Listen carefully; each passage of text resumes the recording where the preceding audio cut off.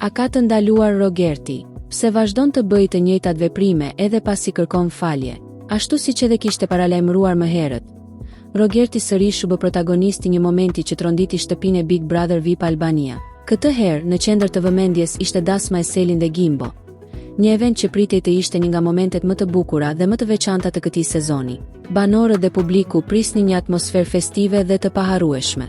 Por ajo që në fund mbeti më shumë në kujtesë nuk ishte festa, por incidenti i shkaktuar nga Rogerti.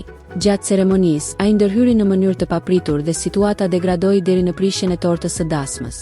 Një veprim që jo vetëm prishi momentin për çiftin, por u konsiderua edhe si mungesë respekti ndaj organizimit të bërë për këtë event.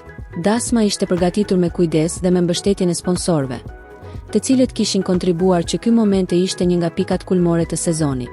Megjithatë, përplasja krijuar e ktheu situatën në një tjetër debat të madh brenda dhe jashtë shtëpisë. Rogerti është përballur edhe më parë me kritika për mënyrën e tij të komunikimit dhe për veprimet e papritura gjatë lojës.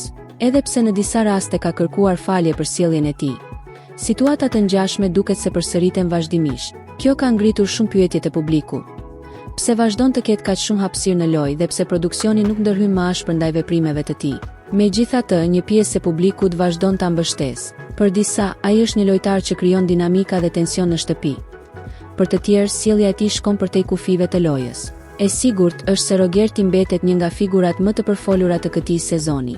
Ndërsa loja vazhdon, mbetet për të parë nëse këto situata do të ndikojnë në fatin e tij në garë, apo nëse ai do të vazhdojë të jetë një nga personazhet kryesore të spektaklit. Deri atëherë, publiku do të vazhdojë të ndjekë çdo zhvillim, ndërsa debati rreth mënyrës së lojës së Rogertit duket se është larg përfundimit.